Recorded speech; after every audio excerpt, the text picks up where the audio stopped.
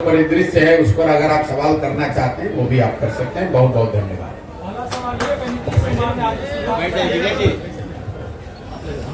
बोलिए। माइक से पूछिए, बिल्कुल इत्मीनान से पूछिए, कोई घबराहट नहीं। 1 घंटा बैठे, बोलिए। बिहार में राजनीतिक घटनाक्रम के तहत नीतीश कुमार ने महागठबंधन सरकार से इस्तीफा दिया है, तो एनडीए के साथ सरकार बनाने वाले हैं, इसमें क्या कहें? मेरे भाई, अगर आप पिछले 1 साल के मेरे वक्तव्यों को देखेंगे तो शायद एकमात्र व्यक्ति मैं रहा हूं जो कैमरे पर कहता रहा है कि नीतीश कुमार बस कभी भी पलट सकते हैं। आप मेरे कितने भी वक्तव्य उठाकर देख लीजिए, हर जगह हमने कहा है ये नीतीश कुमार की राजनीति का हिस्सा बन गया है। लेकिन आज जो घटना हुई है ये नीतीश कुमार के संदर्भ में नहीं है। नीतीश कुमार पलटू राम है या पलटू राम नेताओं के सरदार हैं, ये तो बात पहले से जनता जानती है। आज की घटना ने, अभी जो हुआ है, इसने ये दिखाया कि पूरे बिहार में जितने राजनीतिक दल और नेता हैं सब पलटू मार। आज ये भी तय हुआ कि नरेंद्र मोदी, अमित शाह और भाजपा वाले भी उतने ही बड़े पलटू मार है जो अभी 2 महीना 4 महीना पहले कह रहे थे कि नीतीश कुमार के लिए बिहार में भाजपा का दरवाजा बंद है। ये पलटू मार पूरी राजनीतिक व्यवस्था है, इसलिए कि कल तक जो नीतीश कुमार को गाली दे रहे थे भाजपा के वर्कर, समर्थक, कार्यकर्ता, आज ही से इनको सुशासन का नया प्रतिमूर्ति बताने लगेंगे। ये पलटू मार व्यवस्था इसलिए है कि आज तक राजद जो उनको सुशासन और भविष्य का नेता बता रही थी, अभी आज शाम होते होते वो फिर नीतीश कुमार को गाली देंगे। उनको शराबबंदी में माफियागिरी दिखने लगेगी, भ्रष्टाचार उनको बिहार में दिखने लगेगा। अभी सुबह तक नहीं दिख रहा था। तो नीतीश कुमार पलटू मार है, ये तो पूरा दुनिया जानता है। अब ये बहस का, ये कोई डिस्कवरी का मुद्दा नहीं है। इस घटना ने ये दिखाया कि नीतीश कुमार ने अपने ही रंग में यहाँ के पूरी राजनीतिक व्यवस्था को रंग दिया है, जिसमें भाजपा और राजद दोनों ही उतने ही बड़े पलटू मार है जितने बड़े नीतीश कुमार है। आगे सर लोकसभा चुनाव है, विधानसभा चुनाव है, तो ये जो घटना हुई है इसका कितना असर पड़ेगा सर? देखिए, लोकसभा के चुनाव के नजरिए से मैंने पहले भी कहा है और कैमरे पर कहा है कि नीतीश बाबू अगर महागठबंधन में लड़ते तो उनको 5 सीट भी नहीं आने वाला था। ये तो लोगों को पता था। और जब हम लोग कह रहे थे तो उनका कोई दल का आदमी चिल्लाता था, अरे प्रशांत किशोर को क्या आता है। ये तो डर इतना है ना, लोगों को पता है। मैं कोई ऐसे बिहार का कोई नेता तो हूं नहीं कि कह दूंगा कौन जीतेगा। अगर मैं कह रहा हूं कि नहीं आएगा 5 तो नहीं आएगा 5। इसी डर से पहले तो भागे, उनको मालूम था भी खाता नहीं खुलने वाला है, तो भागे भाजपा में। अब इस नई व्यवस्था में जरूर एनडीए के नाम पर, मोदी के नाम पर, भाजपा के लहर में कुछ सीट उनको मिल जाएगा। लेकिन इसके साथ एक और आपको भविष्यवाणी कर देता हूं, इसका सबसे बड़ी कीमत इस गठबंधन का भाजपा और उनके दल वाले पे करेंगे विधानसभा के चुनाव में। लोकसभा में नहीं, लेकिन भाजपा को इसकी बहुत बड़ी कीमत चुकानी पड़ेगी आने वाले विधानसभा चुनाव में। क्योंकि जो भाजपा का समर्थक है, जो उनका वोटर है, नेता है, काडर है, आज उसके पास कोई जवाब नहीं है कि आखिर आप जिस नीतीश कुमार को आपने एक बार 2020 में थोपा, तब भी आपके 75 एमएलए थे, इनके 42 थे, आप क्यों नहीं मुख्यमंत्री बने? क्यों नहीं बिहार को सुधारने का जिम्मा लिया? एक बार फिर नीतीश कुमार भागे तो आपने कहा नीतीश कुमार धोखेबाज है, और आज फिर उसी नीतीश कुमार को आप बिहार पर थोप रहे हैं। तो जिस तरह से कांग्रेस और कांग्रेस के नेतृत्व ने चंद सांसदों के लालच में बिहार को 20 वर्ष तक लालू के हाथ में बेचा, इसकी चिंता नहीं की कि बिहार के लोगों का क्या होगा। 10, 15, 20 सांसद हमारे जीत के यूपीए के आते रहे। लालू जी अगर पूरा बिहार लूट कर बर्बाद कर रहे हैं तो कोई चिंता नहीं थी सोनिया गांधी को, कोई चिंता नहीं थी कांग्रेस की लीडरशिप को। वही हाल आज भाजपा के लीडरशिप का है। उनकी चिंता बस इतनी है कि संसद में अगले लोकसभा चुनाव में हमारा 30-35 सांसद जीत कर आ जाए। अगर नीतीश कुमार ने पूरा बिहार को बर्बाद कर दिया है, उनकी मानसिक हालत नहीं है बिहार को चलाने की, इसकी कोई चिंता उनको नहीं है। वो बिहार के लोगों की चिंता नहीं है, उनको बिहार के बच्चों की चिंता नहीं है। तो लोकसभा में तो असर नहीं दिखेगा ज्यादा, लेकिन विधानसभा में भाजपा को बहुत बड़ी कीमत इसकी चुकानी पड़ेगी। और आप इस वक्तव्य को नोट करके, रिकॉर्ड करके रखिए। अगर न हो तो मेरी गर्दन आप पकड़ लीजिएगा। कांग्रेस से आपका संबंध है सर? मेरे भाई ऐसा है कि मेरा संबंध किससे है कि बताने वाले पंडित इतने हैं बिहार में कि बेचारे 1.5 वर्ष से कोई बता रहा है कि मैं भाजपा से मेरा संबंध है, कोई बता रहा है कांग्रेस से है, कोई बता रहा है नीतीश और लालू से है।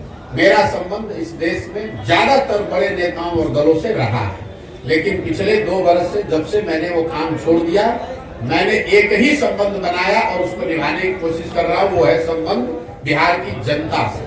मेरा संबंध बिहार की जनता से है और मैं पूरी तरीके से कृत संकल्पित हूँ कि ये जो चला रहे हैं ये लोग, लालू नीतीश भाजपा, ये जो रिवॉल्विंग डोर चला रहे हैं, जिसका जब मन है वो बैठ जाता है, इनका सामूहिक खात्मा अगले 2 वर्ष में बिहार की जनता की मदद से कराकर आपको दिखाएंगे। आप हमेशा मौजूदा सरकार पर हमला बोलते हैं। आपने कहा कि 2 साल पहले तक संबंध था बड़े बड़े नेताओं से, तो चीजों को बदल सकते थे, आप उनको सुझाव दे सकते थे कि इस तरह से बिहार को चलाना है, ये योजना लाइए, ऐसे करिए, बिहार डेवलप होगा, ये कर सकते थे।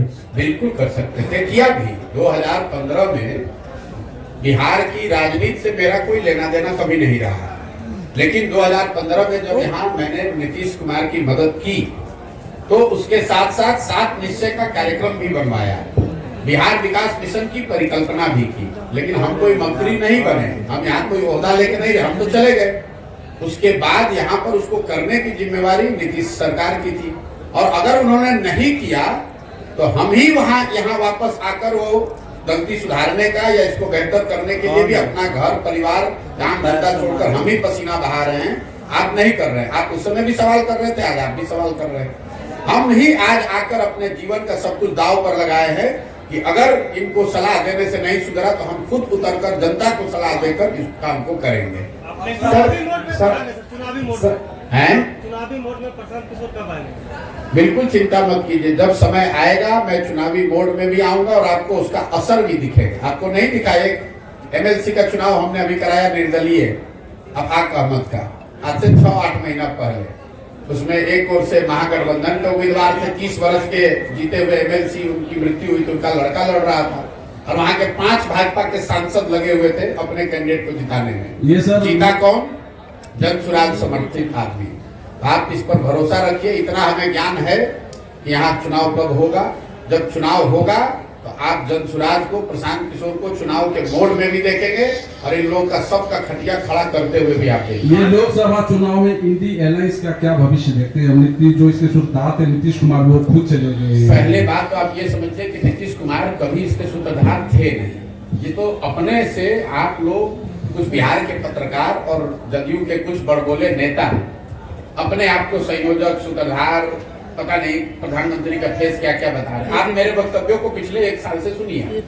मैं बार बार कह रहा हूं कि पहली बात, इंडिया अलायंस जिस तरीके से बना है, जिस तरह के उसमें प्रयास हुए हैं, मैं ऐसा नहीं समझता हूं कि उससे उनको कोई बहुत सफलता मिलेगी। इसलिए नहीं मिलेगी, ना उनके पास कोई नैरेटिव है, ना कोई पब्लिक से कॉन्टैक्ट है, ना जमीन पर कोई काम हो रहा है, ना कोई उनके लिए नया प्रयास हो रहा है, ना आपस में उनकी सामंजस्यता है, ना कोई चेहरा, ना कार्यक्रम, तो कैसे आपको सफलता मिलेगी? दूसरी बात, अगर जो भी उनकी ताकत है इंडिया अलायंस की, उसमें नीतीश कुमार का क्या था भाई? पटना में एक बैठक होने से आप लोग कह रहे हैं कि नीतीश कुमार ही इसके सूत्रधार है। इंडिया अलायंस में सबसे बड़ा दल कांग्रेस है, दूसरा सबसे बड़ा दल तृणमूल है, तीसरा सबसे बड़ा दल डीएमके है। नीतीश कुमार को पूछता कौन है? ये तो बिहार में आप लोग, हमारे चूंकि मुख्यमंत्री हैं तो हम लोग को इन पर बोलना पड़ता है। आप किसी दूसरे राज्य में जाइएगा तो कोई इस बात का संज्ञान भी ले रहा है क्या कि कौन है नीतीश कुमार? आप जरा ये समझिए कि नीतीश कुमार क्या ऑफर कर सकते हैं किसी दल या गठबंधन को। इनके पास कोई इतना बड़ा ये चेहरा है नहीं, कोई इनकी आइडियोलॉजिकल विचारधारा वाली पोजिशनिंग है नहीं, हर 6 महीना पे पलटते हैं। पूरे देश में इनका नाम है पलटूरा। दूसरा, इन्होंने गवर्नेंस के स्तर पर पूरे देश में सबसे गरीब और पिछड़ा राज्य है बिहार। तो ऐसा तो होगा नहीं कि केरल का आदमी कहेगा कि केरल को बिहार के जैसा बनाना है इसलिए नीतीश कुमार को नेता मान ले।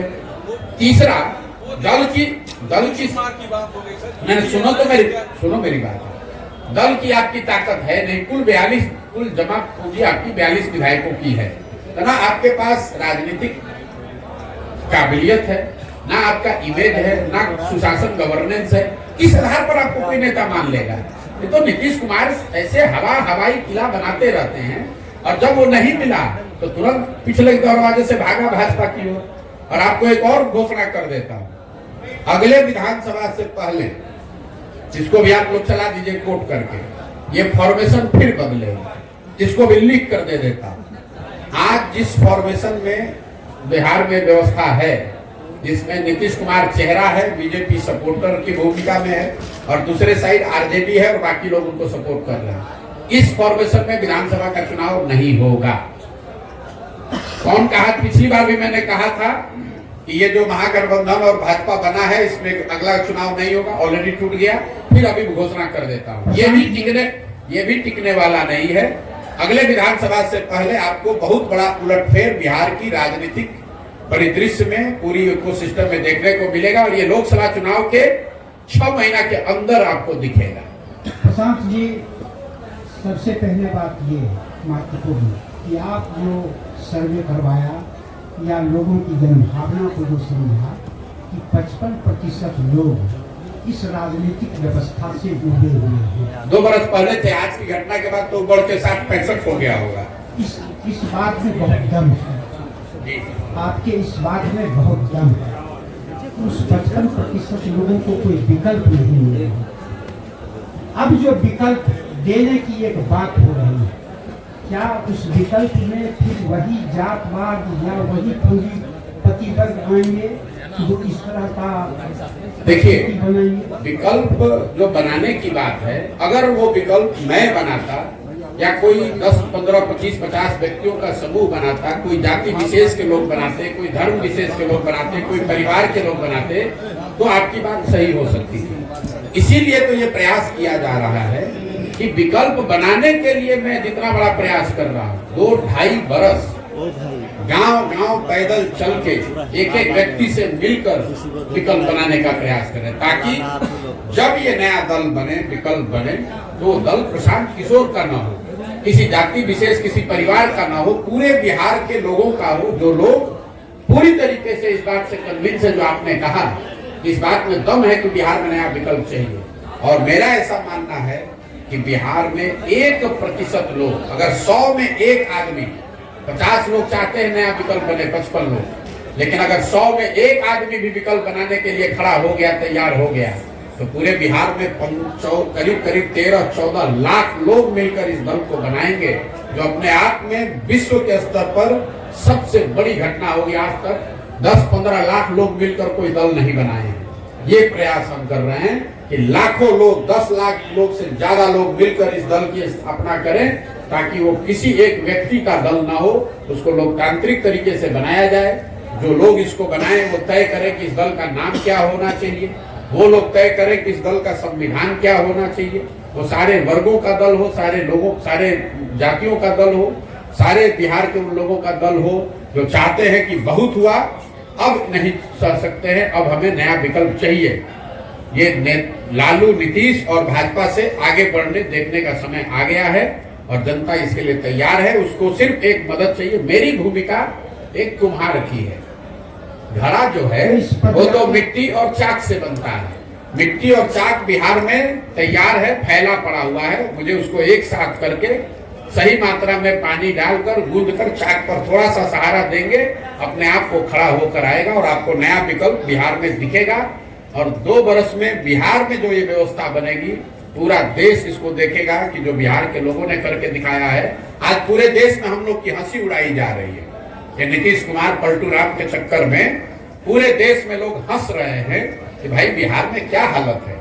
मैं चाहता हूं कि बिहार के लोग इससे सीखें और ऐसी व्यवस्था बनाएं कि पूरा देश खड़ा होकर कहे कि नहीं, जिस बिहार के लोग को हम लोग बेवकूफ, अनपढ़ जातियों में बटा हुआ मानते थे, उसी बिहार के लोगों ने मिलकर वो व्यवस्था, वो दल बनाया है जो देश के लिए अनुकरणीय है।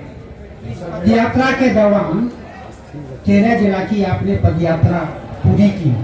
इस पदयात्रा के दौरान ऐसे चेहरा चिन्हित हुए आपके नजर में जिनको आप पदयात्रा से पहले लक्ष्य ये था कि हर प्रखंड से 20 ऐसे लोगों को चुनकर निकाला जाएगा जो इसके संस्थापक सदस्य बनेंगे, जो दल को बनाने वाले बनेंगे।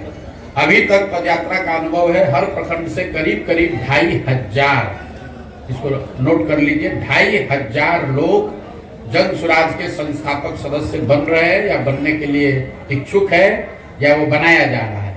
जब मैं बेगूसराय से निकलूंगा तो यहाँ से करीब करीब हर प्रखंड में 2 से 2500 लोग जन स्वराज के आपको मिलेंगे, जो किसी दूसरे दल के मुकाबले बड़ी ताकत है और इसीलिए इतना समय इसमें लग रहा है।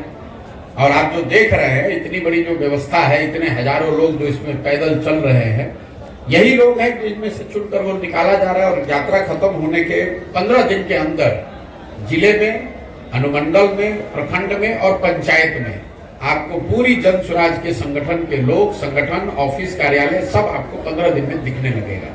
बिहार में लंबे समय से आरजेडी और जेडीयू का जो है शासनकाल चल रहा है, लेकिन आखिर बिहार बदलेगा कैसे?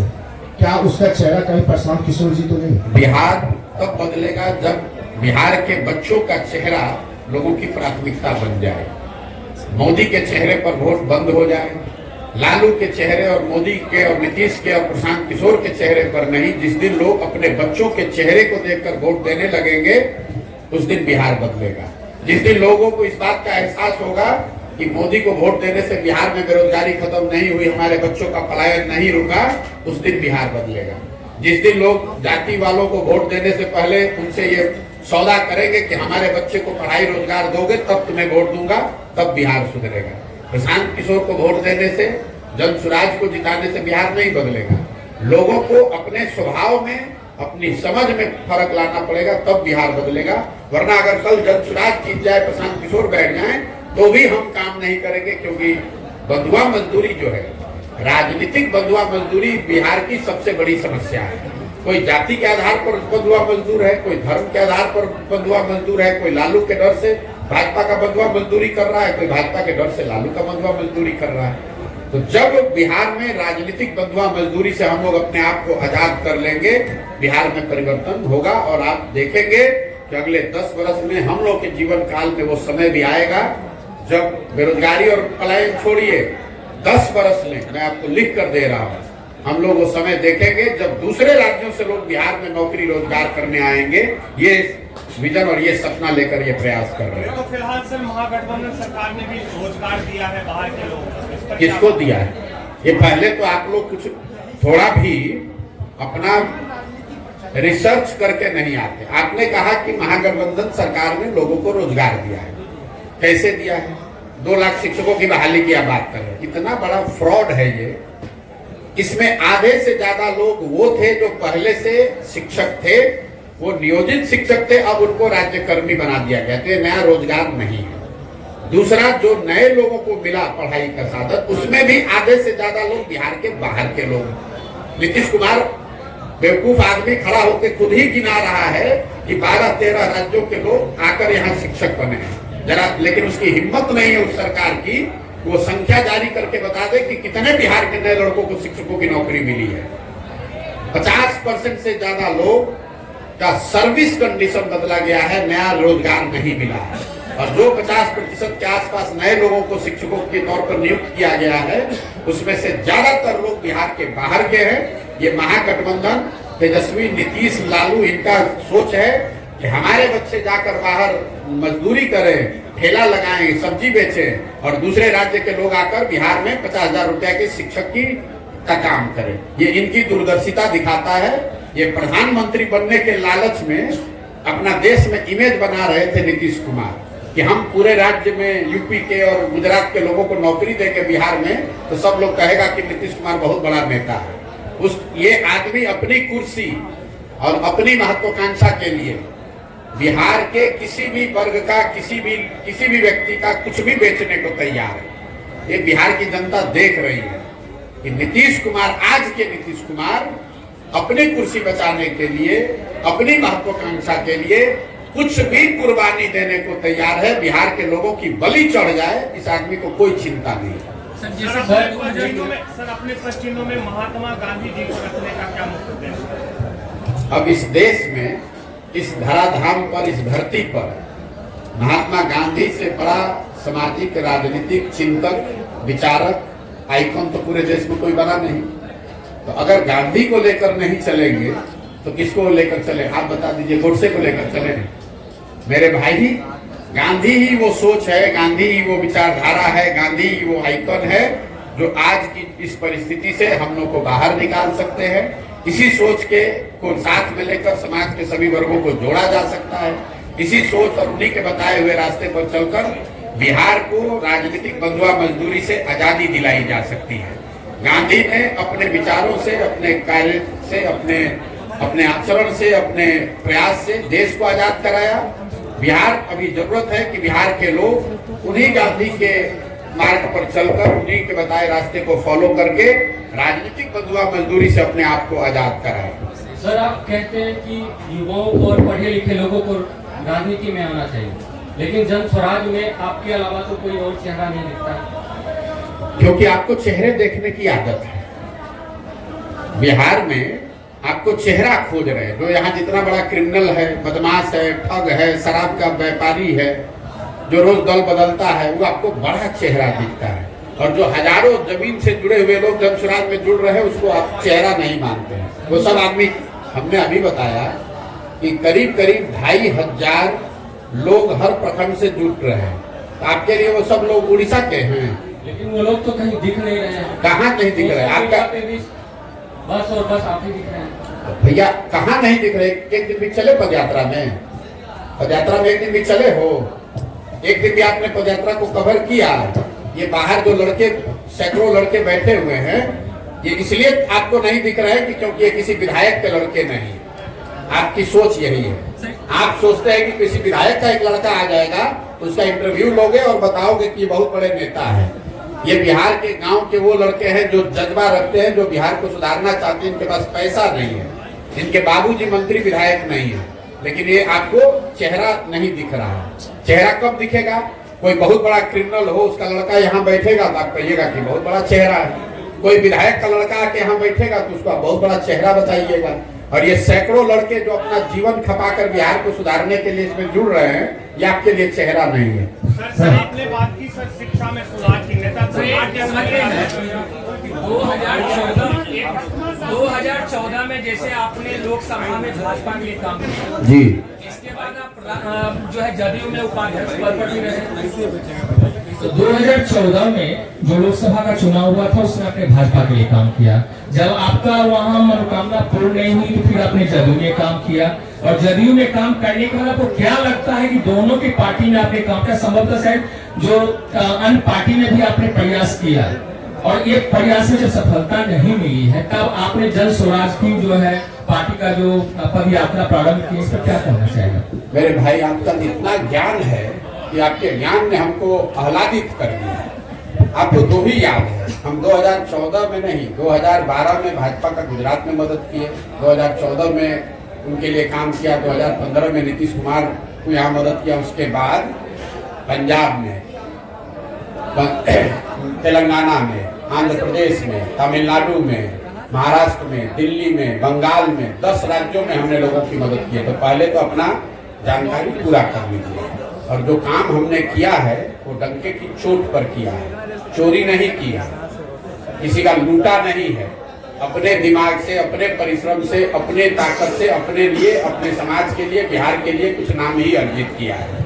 दूसरी बात, हम किसी मुख्य, हमारा जो काम है वही हमारी पहचान है। आज आपको ये 70 लोग आए हैं इंटरव्यू लेने, इसलिए नहीं कि हम पैदल चल रहे हैं, इसलिए कि आप 10 वर्ष का मेरा काम जानते हैं।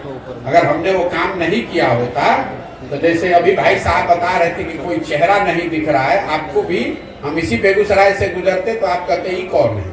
तो 10 वर्ष किए हैं काम, तभी आप आए हैं। हम किसी मुख्यमंत्री प्रधानमंत्री के लड़के नहीं हैं कि पैदा हुए और कहे कि अब हम हैं तारनहार सबके, इसीलिए वो काम किया। आपने कहा कि हमारी मनोकामना पूर्ण नहीं हुई, हमारे मन की कामना आपको मालूम है, इसके लिए तो आपको धन्यवाद करना चाहता हूँ। लेकिन जहाँ तक देश जानता है, उस 10 वर्ष में इस देश में, उस विधा में हमसे बड़ा नाम तो किसी का नहीं था। चाहते जीवन भर वही काम करते, लेकिन जब वो ताकत, वो पहचान, वो शक्ति बनी, जब अनुभव पूरा हुआ तो उसको लेकर यहाँ आए हैं। और 2 बरस से सब कुछ छोड़कर अपने जीवन का खेत में रहते हैं, गांव में चलते हैं, 2 बरस से रात दिन एक किए हुए हैं। कि यहाँ की स्थिति को सुधारने का प्रयास किया जाए। आपने कहा उस दल को किया, उस दल को किया। अगर उस दल में वो सब कुछ सही होता ही तो फिर हमको नए प्रयास की जरूरत क्या है। लेकिन दो ही, अगर आप कोई प्रयास करते हैं उसमें आपको सफलता नहीं मिली तो आपके पास दो विकल्प हैं। या तो आप थक हार के बैठ जाइए कि भाई हो नहीं सकता है, दूसरा ये है कि उससे और बेहतर प्रयास कीजिए। तो हमारी गिनती आप दूसरे वाले में रखिए। हमने यहाँ प्रयास किया कि नीतीश को मदद करके 7 निश्चय बनाकर बिहार विकास मिशन बनाकर बिहार को सुधारा जाए। नहीं सुधरा तो उससे बड़ा प्रयास कर रहे हैं, लेकिन प्रयास तो कर रहे हैं ना। यहाँ बैठ के खाली टिप्पणी नहीं कर रहे हैं। दिल्ली में बैठकर बिहार पर टिप्पणी नहीं करता हूं मैं। जब मैं बिहार में नहीं था तो देश भर के पत्रकार अगर बात करते होंगे, देश विदेश की राजनीति पर चर्चा करते थे, बिहार पर नहीं बोलते थे। बिहार पर तब बोलते हैं जब 2 बरस से बिहार के गांव-गांव में अपना पूरा जीवन लगाए हुए। बाहर के केरल में क्या हो रहा है, इंडिया अलायंस में क्या हो रहा है तो पूछते हैं, तब भी लिमिटेड बात ही बोलते हैं, हमको उससे कोई लेना देना नहीं। तो हम यहाँ आए हैं ये सोच समझकर अपने 10-15 बरस के अनुभव के आधार पर कि अगर बिहार में सुधार करना है तो बिहार में समाज के स्तर पर प्रयास होना चाहिए, और वो प्रयास ईमानदारी से कर रहे हैं। सर रियली सॉरी टू से, मैं कंटिन्यूसली आपको सुनता रहता हूँ और अभी मैं बहुत बेतुका सवाल पूछने जा रहा हूँ। मतलब अरे आपका हक है पूछने का, बेतुका बस उसी हिसाब से पूछने जा रहा हूँ, मास कॉम के एथिक्स एंड नॉर्म्स के अकॉर्डिंग, कि अभी तक आपने सारे सवालों पे प्रॉपरली हमें आंसर दिया, डिस्क्राइब किया, बट इनकम टैक्स का पार्ट नहीं है, बट ये जो फंडिंग आ रही है जन सुराज को लेकर वो कहाँ से आ रही है? क्या ये क्राउड फंडिंग का? मेरे भाई ऐसा है, आपने कहा कि आप उनको सुनते रहे, आपने सुना नहीं है कभी, क्योंकि जिस दिन से हम ये पदयात्रा चला रहे हैं उस दिन से हर प्रेस वार्ता में आप पहले बेतुका पूछने वाले नहीं हैं। ये बेतुका सवाल नहीं है, तो बिल्कुल सही सवाल है। हर प्रखंड में पत्रकार वार्ता में लोग ये पूछते हैं कि इसके लिए पैसा कहाँ से आ रहा है। उसका जवाब ये है कि ये पैसा वहां से आ रहा है जिनको पिछले 10 वर्षों में हमने राजनीति के क्षेत्र में आगे बढ़ाने में मदद की है, कंधा लगाया है। आज इस देश में 5 से ज्यादा ऐसे राज्य हैं जहां उन लोगों की सरकारें हैं जिनको सरकार बनाने में, जीतने में हमने कंधा लगाया है। कई लोगों को ये लगता है कि अच्छा जिस पार्टी को जिताया है वो पैसा दे रहा है, नहीं, पैसा वो कोई नेता नहीं देता है, कोई दल नहीं देता है। लेकिन जिस राज्य में भी आप किसी को सरकार बनाने में मदद करेंगे उस राज्य में सैकड़ों ऐसे लोग होते हैं जो प्रशांत किशोर को जानते हैं, जिनको हमारी समझ पर भरोसा है, जिनको हमारे प्रयासों में यकीन है, लोग वो मदद कर रहे हैं। उन राज्यों में जहां मैंने काम किया पिछले 10 साल में, जहां की व्यवस्था को, सरकार को बनाने में हमने कंधा लगाया, उस व्यवस्था से, उन दलों से, उन नेताओं से जुड़े हुए जो लोग हैं वो लोग पैसा दे रहे हैं और उसी पैसे से ये पूरा अभियान चलाया जा रहा है। सर एक सवाल है, एक बात, आप ये बेतुका सवाल अगली बार जदयू से और राजद से भी जरूर पूछिएगा। पत्रकार और मास कॉम के एथिक्स की आपने बात की है, मैं एक बार अपना फुटेज हमको दिखा दीजिएगा जिसमें आप ये पूछ रहे हो तेजस्वी यादव से कि राजद को राजनीति करने के लिए पैसा कहां से आता है, अपना बर्थडे एरोप्लेन, चार्टर्ड प्लेन में मनाने के लिए पैसा कहां से आता है, नीतीश कुमार को धंधेबाजी करने के लिए पैसा कहां से आता है।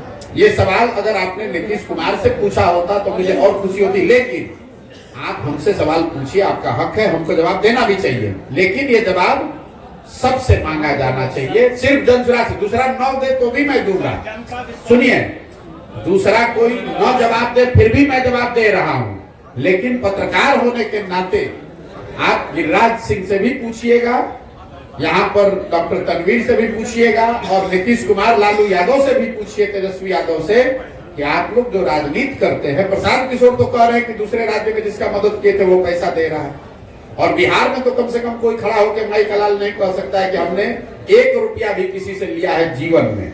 लेकिन राजद और जदयू को पैसा कौन दे रहा है, इस पर भी मैं सोचता हूं कि पत्रकारों को इतनी हिम्मत तो जरूर होनी चाहिए कि एक बार पूछ के तो दिखाइए। सर पत्रकार अपने जवाब तो आपको जीवन में नहीं मिलेगा, सुनिए ऐसा है, जवाब तो आपको जीवन में नहीं मिलेगा, लेकिन इतनी हिम्मत दिखाइए। लालू, नीतीश, तेजस्वी से तो आप पूछ भी नहीं पाइएगा क्योंकि वो आपको पूछने नहीं देंगे। कम से कम उनके जिला अध्यक्षों से पूछिए कि तुम्हारे पास पैसा कहां से आया। नहीं, आपका जवाब आपका जवाब एक सकारात्मक पहलू है। यह जवाब सवाल जानबूझकर पूछा गया था। ये एक सकारात्मक पहलू है जन स्वराज के पद यात्रा से संबंधित। बिल्कुल, मैंने ये भी कहा है, बिल्कुल आपका स्वागत है। मैंने ये भी कहा है कि जब जन स्वराज अभियान खत्म होगा तो इस पूरे अभियान पे जो खर्च हुआ इसका बाजाबता पूरा डिटेल जारी करेंगे कि एक एक रुपया कहां से आया और बैंक के माध्यम से कैसे खर्च हुआ।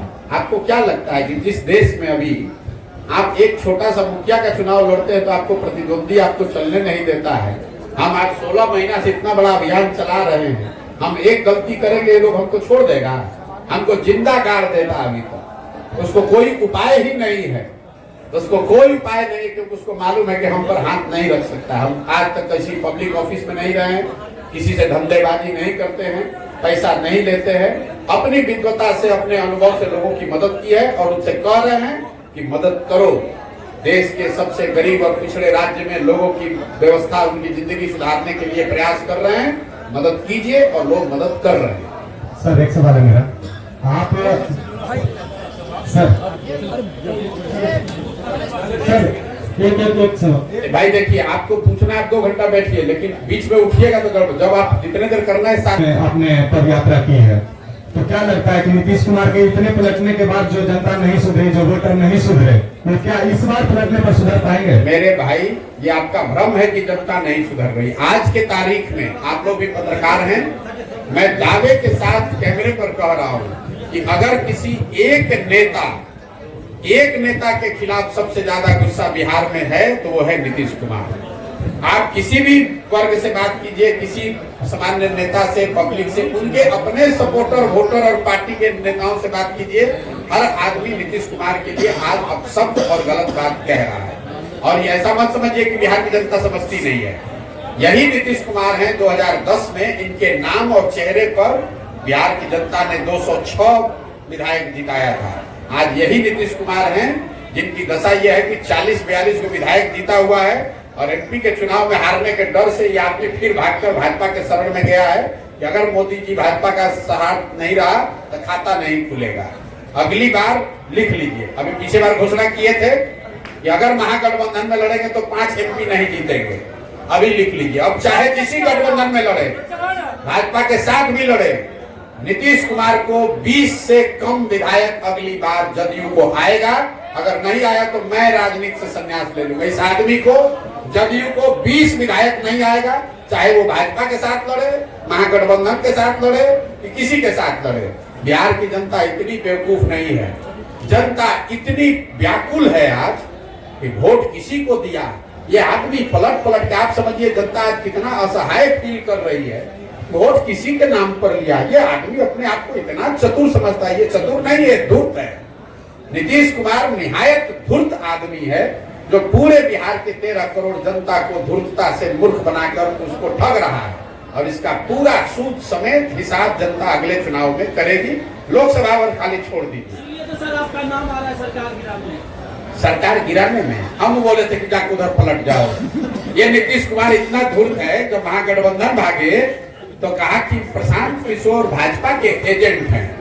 आज जितने हमारे मुसलमान भाई हैं, भाजपा विरोधी जो लोग हैं बिहार में, उनको इसका चेहरा पहचानना चाहिए कि आदमी कितना बड़ा धोखेबाज है। सर 25 की भविष्यवाणी लगे रखकर बीजेपी को भविष्यवाणी तब करते हैं, भविष्यवाणी नहीं करते हैं। ये तो आप जानते हैं कि प्रशांत किशोर भविष्यवाणी नहीं करता है। सुनिए मेरी बात, मैंने जीवन में सिर्फ एक बार, बिहार आने से पहले सिर्फ एक बार भविष्यवाणी की थी, बंगाल के चुनाव को लेकर। जब पूरे देश के लोगों ने कहा कि भाजपा को 200 सीट आएगा, तो हमने कहा कि इनको 100 नहीं आएगा और 100 से ज्यादा आएगा तो संन्यास ले लेंगे। भाजपा को आया 77। मैंने बिहार में आकर दूसरी घोषणा की कि नीतीश कुमार महागठबंधन में नहीं टिकने वाला, अगर टिक के लड़ेगा तो 5 एमपी नहीं आएगा। महागठबंधन से पहले छोड़कर भाग गए, 2 तो ठीक हो गया, अब तीसरी घोषणा अभी कर देते हैं। जिस फॉर्मेशन में भी नीतीश कुमार लड़े, अगले विधानसभा चुनाव में नीतीश कुमार की दल जदयू को, चाहे भाजपा के साथ लड़े, महागठबंधन में लड़े, अकेले लड़ जाए, 20 सीट नहीं आएगा। अगर आएगा तो ये आप लोग सब रिकॉर्ड कर रहे हैं, नोट करके रखिए। मैं जीवन में अपने काम से संन्यास ले लूंगा। बिहार की जनता के विद्वता पर मुझे इतना यकीन है। सर बिहार ये भाई हम जितना घोषणा कर रहे हैं उतने सुनो। सर बिहार में जो जातीय जनगणना हुई है, इसलिए उसको 20 से कम सीट आएगा नीतीश कुमार को, क्योंकि जनता ये सुनिश्चित करना चाहती है कि नीतीश कुमार को इतना कम सीट दो कि कोई गणित लगा के ये आदमी फिर से मुख्यमंत्री न बन जाए। सर बिहार में जो जातीय जनगणना हुई है, बिहार वासियों को कितना इससे क्षति भोगना पड़ेगा, और क्या आप इसे सही मान रहे हैं या गलत? और लोकसभा विधानसभा देखिए नीतीश कुमार, लोग कोई कहता है कि भाजपा धर्म का कमंडल का राजनीति करता है, ये मंडल की राजनीति करते हैं। नीतीश कुमार ऐसा चालू आदमी है कि कमंडल और मंडल दोनों की राजनीति करना चाहते हैं। इनको कोई फायदा नहीं होगा। मैंने पहले भी कहा है, जातिगत सर्वे से नीतीश और लालू ने ये दिखाया कि उन्होंने अपना प्रमाण, अपना कीचड़ अपने मुंह पर लगाकर दिखाया कि 30 वर्ष से जिन जातियों के नाम पर वो राजनीति करते रहे हैं, उनके भलाई के लिए, उनके बेहतरी के लिए इन दोनों लोगों ने कुछ नहीं किया है। अगर उनकी हकमारी हुई है, जो कि आंकड़ों में दिख रहा है, इन्हीं के आंकड़ों में दिख रहा है, वो हकमारी किसने की है पिछले 32 साल से? तो लालू और नीतीश ही सत्ता में है।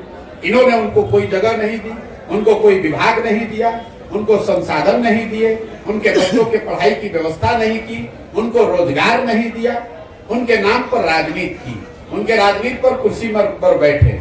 तो जनता उसको देख चुकी है। और अगर अभी तक जो लोग बता रहे थे कि जातिगत सर्वे इतना बड़ा मास्टर स्ट्रोक है कि नीतीश कुमार ही उससे, तो इनको भागने की जरूरत क्या पड़ी? हम तो ये बात पहले से घोषणा कर रहे हैं कि जातिगत सर्वे का इनको नुकसान होगा, क्योंकि सब ने देख लिया कि तुम जाति की बात करते हो, जाति की गणना करते हो, उसके लिए करते कुछ नहीं हो, मलाई मारते हो तुम और लालू जी। इसलिए भैया अगर इनको दम था तो अभी फिर सरकार बनाए हैं। किसी मुसलमान को बना दे होम मिनिस्टर, किसी अति पिछड़े को बना दे होम मिनिस्टर। अरे तो बकवास कर रहे हो यार। मैं ये कह रहा हूँ कि अभी सरकार भाजपा, अभी तो लालू जी के साथ बनाए तो उसमें तो हक नहीं दिया। अब अगर भाजपा के साथ बनाए हैं तो अति पिछड़ों को, दलितों को नीतीश कुमार अपने पार्टी के किसी अति पिछड़ा को होम मिनिस्टर बना दे। मैं चुनौती दे रहा हूँ, किसी अपने पार्टी के दलित महादलित साथी को फिनांस मिनिस्टर बना दें, शिक्षा मंत्री बना दें। हम देखते हैं, अगर चुनौती दे रहे हैं, अगर बना दे तो मान जाएंगे। बहुत बहुत धन्यवाद।